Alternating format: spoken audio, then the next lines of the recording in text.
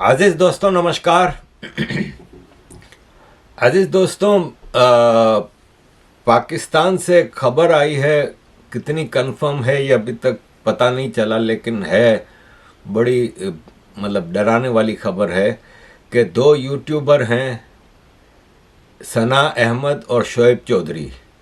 इन दोनों की पिछले 2-3 हफ्तों से कोई खबर नहीं है। ये दोनों मेरी तरह पाकिस्तान आर्मी पे क्रिटिसाइज करते थे, आर्मी को एक्सपोज करते थे, आर्मी का असल घिनौना चेहरा आम लोगों तक दिखाते थे। कुछ लोग तो इस हद तक बता रहे हैं कि इन दोनों को फांसी दे दी गई है, लेकिन अभी तक ऐसी कोई चीज़ सामने आई नहीं है, क्योंकि फांसी तो ऑफिशियल होती है ना, केस चलता है, केस के बाद ऑफिशियली अदालत से सज़ा होती है। What ever Pakistan banana Republic सही, लेकिन कम से कम ऑफिशियली तो कोई इनके ऊपर अभी तक केस बना नहीं है। हाँ, ये है कि पाकिस्तान आर्मी गायब कर देती है, लेकिन इस पे मीडिया, ज़ाहिर है पाकिस्तान का मीडिया तो आपको पता ही है कि बिकाऊ मीडिया है, आर्मी के अंडर में चलता है, तो मीडिया ने अभी तक इस पर कोई खबर नहीं निकाली। लेकिन बताने का मकसद आपको ये था कि पाकिस्तान की आर्मी, पाकिस्तान के मुल्ला, इन दो लोगों के ऊपर बात करने का मतलब है अपनी और अपने परिवार की जान को ख़तरे में डालना, और ये काम हम करते रहते हैं। मैं तो 30 साल से ऊपर हो गए, 94 से ये काम कर रहा हूँ। पहले सोशल मीडिया नहीं था तो लाइमलाइट में नहीं आते थे, लेकिन अब लाइमलाइट में आ गए हैं। हमें भी इधर उधर से कुछ ना कुछ इशारे मिलते रहते हैं, लेकिन बहरहाल हमारे ऊपर ब्लेसिंग है महादेव की कि हम अब तक चल रहे हैं। अजीज दोस्तों, पिछले दिनों स्पेन के समंदर में एक कश्ती डूब गई जिसमें 50 लोग मारे गए, 44 पाकिस्तानी थे। अब उस पर पाकिस्तान से भेजे गए हैं इधर स्पेन में इंक्वायरी के लिए। ये सब ड्रामे हैं। इंक्वायरी के लिए जो कमेटी आएगी वो यहाँ पे बिजनेस क्लास या फर्स्ट क्लास में बैठ के आएगी, यहाँ के 5 स्टार होटलों में रहेगी, टीएडीए मिलेगा। क्या इंक्वायरी करनी है भाई? आप खुद सोचें कि यूरोप आने के लिए 50 आदमी मरते हैं, उसमें 44 पाकिस्तानी हैं। इसका मतलब कितना पाकिस्तानी निकल रहा है। लोग अपना सब कुछ बेच बाच के कर्जा लेके बस निकलने की कोशिश में लगे हुए हैं। ठीक है, दुनिया भर के लोग यूरोप, अमेरिका, कनाडा वगैरह जाने की कोशिशें करते हैं, लेकिन पाकिस्तानी हद से ज़्यादा डिप्रेस्ड हैं। उस कश्ती में से जो 26 पाकिस्तानी ज़िंदा बच गए थे, उनके लिए सरकार ने ऐलान किया है कि हम इनको वापस पाकिस्तान लाने का बंदोबस्त कर रहे हैं। ये एक आम आदमी जब कहीं मुसीबत में फंसता है तो उसको अपने देश वापस लाने की खबर उसके लिए खुशखबरी होती है, लेकिन ये पाकिस्तानी बेचारे सब कुछ बेच बाच के यहाँ तक पहुँचे थे, अफ्रीका तक, और अब आखिरी एक कश्ती के ज़रिए यूरोप पहुँचना है तो उनको वापस पाकिस्तान ले जाया जा रहा है, जो कि इनके लिए बुरी खबर है।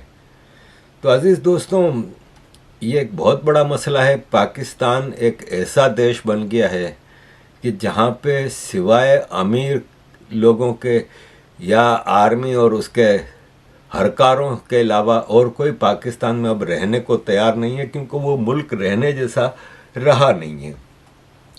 अजीज़ दोस्तों, इज़राइल और गज़ा यानी फ़लस्तीन का एक सीज़ फायर हुआ है, और उसके डिटेल्स तो ज़ाहिर है मैं उस वीडियो में बताऊंगा जिस पे मैं इस पर डिस्कशन करूंगा। सिर्फ इतना बताना है कि पाकिस्तानी न्यूज़पेपर लिख रहे हैं कि इसराइल को पाकिस्तान ने मजबूर किया है सीज़ फायर के लिए।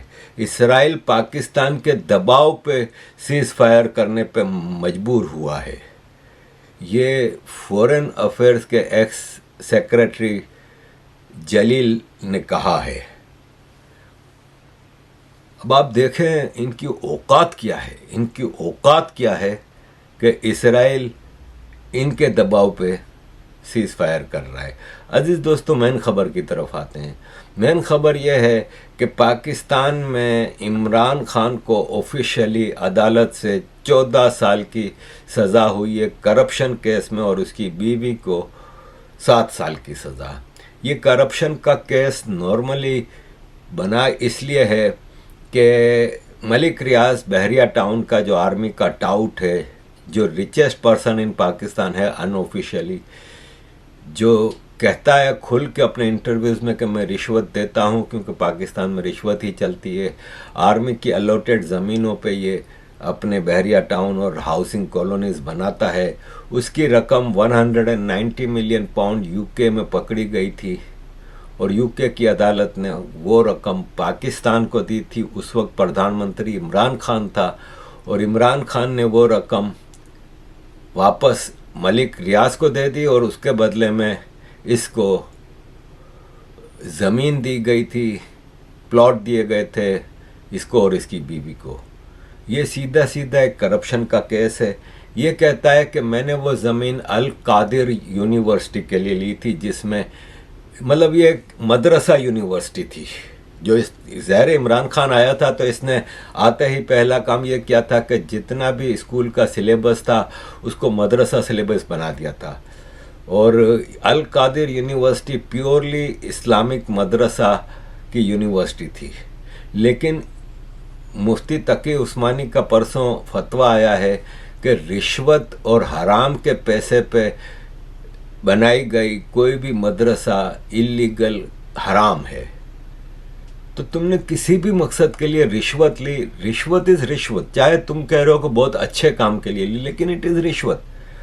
और इसमें सबसे बड़ा इशू यह आ गया है कि इस केस को तो मीडिया बहुत हाईलाइट कर रहा है, लेकिन इस केस का असल जो किरदार है मलिक रियाज, इसके बारे में कोई मुंह तक नहीं खोल रहा, क्योंकि मलिक रियाज ने अपने पैसों से पूरे पाकिस्तान के मीडिया का मुंह बंद कर रखा है। किसी के बाप की हिम्मत नहीं है कि मिलिट्री के टाउट मलिक रियाज के बारे में कोई बात करे। और इमरान खान को इसकी सज़ा मिलनी, इसकी क्या और भी इसके जो सारे काम हैं उस पर इसको सज़ा तो मिलनी बनती है। क्योंकि आप देख लें, ये आर्मी का सबसे बड़ा दलाल था। जाहिर है इसको लाने वाला जनरल हमीद गुल 97 में, फिर इसको पालने पोसने वाले सारे आर्मी के चीफ और ISI चीफ इसको पालते पोसते रहे। अहमद शुजा है, ज़हीरुल इस्लाम है, फिर ये बाजवा है, फैज़ हमीद है। इसको पूरा पाला पोसा आर्मी की नर्सरी में आर्मी ने है, और ये आर्मी का सबसे बड़ा दलाल बन गया था। देखिए, और ये जो एक आखिर में मैं 2 पॉइंट्स कहना चाहता हूँ। इन्होंने ये जो बात की, जो पाकिस्तानी फ़ौज के ऊपर उन्होंने जो हमले किए हैं और जो ज़बान इस्तेमाल की है, मैं सिर्फ एक चीज़ कहना चाहता हूँ कि अगर कोई भी एक इस वक्त अगर हिंदुस्तान का एजेंडा कोई भी लेके फिर रहा है तो वो ये लेके फिर रहे हैं। पूरा पाकिस्तानी फ़ौज के जो ये ज़बान इस्तेमाल कर रहे हैं, ये वही एजेंडा है जो फैटफ का एजेंडा है, जो हिंदुस्तान पूरी कोशिश कर रहा है पाकिस्तान को ब्लैकलिस्ट करने में। ये वही एजेंडा है कि अगर पाकिस्तानी फ़ौज कमज़ोर होती है तो आप खुद ही देख लें मुसलमान दुनिया में इस वक्त क्या हो रहा है। लिबिया से लें, सीरिया में चले जाएं, इराक में जो क्या हुआ, अफ़गानिस्तान में क्या हुआ, सोमालिया में क्या हो रहा है, यमन में क्या हो रहा है, सारी मुसलमान दुनिया में आग लगी हुई। जिस तरह अली ज़फ़र ने कहा, हमें फ़ख्र करना चाहिए अपनी फ़ौज को कि इतना बड़ा जो दहशतगर्दी की या जंग चली, आज हम महफूज हैं। उनकी कुर्बानियों की वजह से हम महफूज हैं। और ये पाकिस्तानी फ़ौज के ऊपर ये जो उंगलियां उठा रहे हैं, मैं इनसे सवाल पूछता हूं कि मुझे क्यों नहीं कोई प्रॉब्लम, मुझे कोई पाकिस्तानी फ़ौज से क्यों प्रॉब्लम नहीं है, मुझे क्यों हर जगह पाकिस्तान की फौज खड़ी है, पाकिस्तानी गवर्नमेंट के साथ, हर एजेंडा के साथ खड़ी है, हमें क्यों नहीं प्रॉब्लम? कौन सा मेरा मंशूर है जिसके पीछे हमारी फौज ने मदद दी? और बाद में इसके जहन में ये आ गया 3 साल 4 साल सरकार करने के बाद कि असल तो पब्लिक मुझे चाहती है, लेकिन पाकिस्तान में पब्लिक की औकात क्या है? पाकिस्तान में सिविलियंस की औकात ही कोई नहीं है कि इसके जहन में ये खन्नास समा गया कि मैं ही सब कुछ हूँ और फिर देख लें। तो अजीज़ दोस्तों, इसको सज़ा तो बनती है क्योंकि इसके जुर्म बहुत ज़्यादा हैं। इसने पाकिस्तान में एक अजीब व गरीब किस्म की सियासत को परवान चढ़ाया। देखें, इसी के दौर में लब्बैक बनी। मतलब जब ये 2013 का इलेक्शन हारा था और नवाज शरीफ आया था तो लब्बैक बनाई गई ना। एक तरफ इसको लॉन्च किया गया था 126 दिन के धरने के साथ, दूसरी तरफ लब्बैक को लॉन्च किया गया था और वो धरने दे रही थी फैज़ाबाद एक्सटेंशन में। ये वो नवाज शरीफ को हुकूमत नहीं करने देना था आर्मी ने। और ये दोनों एक ही सिक्के के दो रुख हैं, लब्बैक और ये। लब्बैक बरेलवियों का वो समझ लें कि चीफ है और इमरान खान देवबंदियों का, तालिबान और देवबंदियों का चीफ था। और यह है कि अजीज़ दोस्तों, इसको सज़ा सुनाने से 2 दिन पहले इसकी टीम आर्मी चीफ से मिली, बैरिस्टर गौहर और अली अमीन गंडापुर। मज़े की बात यह है कि आप ये देखें कि ये राइट हैंड पे गवर्नर केपी बैठा है, लेफ्ट हैंड पे चीफ मिनिस्टर केपी बैठा है, और बीच में जो बॉस की कुर्सी है इस पे 18 ग्रेड का या 20 ग्रेड का एक आर्मी ऑफिसर है। डेमोक्रेसी में ये होता है कि ऊपर की पिक्चर में भारत की स्टेट का चीफ मिनिस्टर बैठा है और आर्मी के चीफ और सारे आजू बाजू अदब ऐसे हाथ ऊपर बांध के बैठे हैं, और नीचे देखें कि बॉस बीच की कुर्सी पे बैठा है और सीएम और गवर्नर आजू बाजू बैठे हैं। ये है फ़र्क डेमोक्रेसी का और बनाना रिपब्लिक का। अजीज़ दोस्तों, इमरान खान को सज़ा हुई ना, इससे एक दिन पहले महर बुखारी जो कि एक जर्नलिस्ट हैं, ज़ाहिर जर्नलिस्ट पाकिस्तान में खुल के जो जर्नलिज्म कर रहे हैं वो आर्मी के इशारे पे करते हैं। एक दिन पहले अदालत ने सज़ा सुनाई। इससे एक दिन पहले महर बुखारी ने ट्वीट की कि कल 190 मिलियन पाउंड के करप्शन केस अल कादिर ट्रस्ट के ऊपर इमरान खान को 14 साल की और बुशरा बीबी को 7 साल की सज़ा होगी।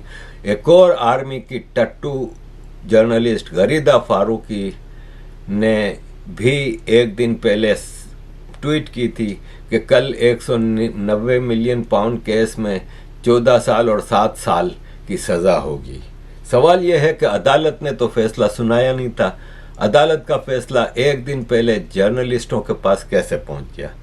तो आपको याद होगा कि एक सुप्रीम कोर्ट के जज थे, नाम जहन से निकल गया है, नाम निकल गया है। उसने एक बार ओपन तकरीर की थी, मैं लगा भी चुका हूँ 2-3 बार अपनी वीडियोस में, कि आर्मी ने बाकायदा व्हाट्सएप ग्रुप्स बना के रखे हैं जजों के भी और जर्नलिस्टों के भी, और उनको वो खबर, जज को कोई फैसला सुनाना होता है तो वो व्हाट्सएप ग्रुप में उनको फैसले बताए जाते हैं कि आपने क्या फैसला करना है। तो यहाँ पे ये हुआ है कि आर्मी ने इमरान खान के इस केस की सज़ा का फैसला जज को एक दिन पहले व्हाट्सएप पे भेजा है, तो शायद गलती से साथ में अपने जर्नलिस्टों के ग्रुप में भी भेज दिया, जिस पे जर्नलिस्टों ने आगे बढ़ बढ़ के एक दिन पहले फैसला सुना दिया। This is banana Republic of Pakistan. और जर्नलिस्टों को क्या है, ये पाकिस्तान के टॉप के जर्नलिस्ट हैं हामिद मीर। हामिद मीर ने अप्रैल 2023 में ट्वीट की थी कि शेख मुजीबुर रहमान को पाकिस्तान का गद्दार, इस्लाम दुश्मन और इंडियन एजेंट कहा गया था। आज उनकी बेटी शेख हसीना वाजिद बांग्लादेश की वज़ीर आज़म हैं और एक एक दिन में 50 मस्जिदों का इफ्तिताह कर रही हैं। अगले साल तक वो बांग्लादेश में 550 से ज़ायद मस्जिदें कायम करेंगी और हम आपस में लड़ रहे हैं। ये तारीफ़ कर रहे थे शेख हसीना वाजिद की। और फिर 5 अगस्त 2024 को इन्होंने ट्वीट की कि ओपोजिशन की गिरफ्तारियां, सोशल मीडिया पे पाबंदियां और फांसियां, इस औरत ने अपने रूल को बचाने के लिए पावर का खूब इस्तेमाल किया, लेकिन पब्लिक पावर के आगे गवर्नमेंट पावर ने सरेंडर कर दिया। हसीना वाजिद के फरार में सबक यह है कि इकोनॉमिक डेवलपमेंट कुछ नहीं होती। अब यहाँ पे कई चीज़ें हैं। एक तो ये कि इकोनॉमिक डेवलपमेंट कुछ नहीं होती, आर्मी इस्टेब्लिशमेंट ये सब कुछ होता है। दूसरा ये है कि हसीना वाजिद के बारे में ये कह रहे हैं कि एक एक दिन में वो 50-50 मस्जिदों का इफ्तिताह कर रही थी। तो हसीना वाजिद ने शायद अपने ये इस्लामिस्टों को खुश करने के लिए, अपने रूल को लंबा करने के लिए ये गलती की थी कि इन्होंने इस्लामिस्टों को खूब आगे बढ़ने का मौका दिया और नतीजा ये निकला कि उन्हीं इस्लामिस्टों ने हसीना वाजिद को भागने पे मजबूर कर दिया। अजीज़ दोस्तों, साथ ही साथ मैं छोटी सी कुछ 2-3 खबरें आपके साथ शेयर कर दूं कि कुर्रम में जो पारा चिनार में जो आपको पता है काफ़ी अरसे से मसला चल रहा है, वहाँ पे एक कन्वॉय जा रहा था मदद का, सामान की मदद, क्योंकि वहाँ पे कॉर्डन ऑफ है और शिया के ऊपर हमले हो रहे हैं और काफ़ी चीज़ें हैं। तो वहाँ पे कन्वॉय के ऊपर हमला होता है, 10 आदमी मारे जाते हैं, काफ़ी ज़ख्मी हैं, उसमें फ़ौजी भी हैं और सरकारी अहलकार भी हैं। पाकिस्तान आर्मी हर चीज़ को छोटा करके अपने नुकसान को बताती है। तो उन्होंने ये खबर दी कि पाकिस्तान आर्मी का जो सोल्जर कुर्रम में मारा गया था उसको हमने दफन कर दिया है।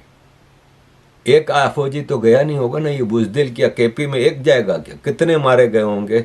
और अब कुर्रम में ऑपरेशन शुरू कर दिया है पाकिस्तान आर्मी ने और temporary displaced person TDP camp बनाए गए। पूरे कुर्रम को खाली करके वहाँ पे मूव किया जाएगा ताकि वहाँ से टेररिस्टों को, जो इनकी नज़र में टेररिस्ट हैं, उनको पकड़ा जाए या मारा जाए। अब कोई इन बेवकूफ़ों को बता दे कि कैसे ये आइडेंटिफाई करेंगे कि कौन मिलिटेंट है और कौन सिविलियन है। लेकिन बहरहाल ये सब ड्रामे होते हैं। सिविलियन गवर्नमेंट के बजट में से ये सब चीज़ों के लिए पैसे निकालने के हथकंडे होते हैं। आसिम मुनीर ने कहा है कि आवाम और फ़ौज में एक ख़ास रिश्ता है। तो बिल्कुल एक ख़ास रिश्ता है आवाम और फ़ौज में। फ़ौज मालिक है, आवाम ग़ुलाम है। ये right from 1947 two nation theory हमें पता है कि जो टू नेशन थ्योरी जिन्ना ने, बदबख्त ने भारत तोड़ने के लिए इस्तेमाल की, उसका थोड़ा नक्शा चेंज करके आर्मी और आवाम 2 नेशंस हैं, ये पाकिस्तान को रूल करती हैं। अजीज़ दोस्तों, भारत के आर्मी चीफ ने कहा था कि पाकिस्तान टेररिज्म का एपी सेंटर है, जिस पे ISPR ने मतलब बहुत ही गुस्से में आके फ़ौरन बयान दिया कि ये भारत अपने अंदरूनी मसलों से तवज्जो हटाने के लिए बकवास कर रहा है और ये और वो, और पाकिस्तान में ऐसा कुछ भी नहीं है। पाकिस्तान आर्मी और अवाम में ख़ास रिश्ता है और आर्मी पाकिस्तान की मुहाफिज है, वगैरह वगैरह।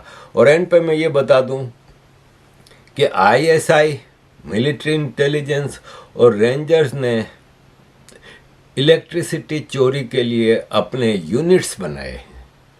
मुझे दुनिया का कोई एक देश बता दें जहां intelligence agencies, ISI military intelligence को आप कह सकते हैं कि भारत में रॉ और IB, अमेरिका में CIA, FBI, अब ये काम करेंगे कि इलेक्ट्रिसिटी चोरी, यानी सारे दुनिया जहाँ के काम आर्मी करेगी, सिवाय जो इनकी ड्यूटी है कि जनता को सिक्योरिटी देना, जो कि इनकी प्राइम ड्यूटी है, ओनली ड्यूटी है, वो करने के अलावा बाकी सब काम करेंगे। अजीज दोस्तों, thank you very much for all your support. Kindly keep supporting.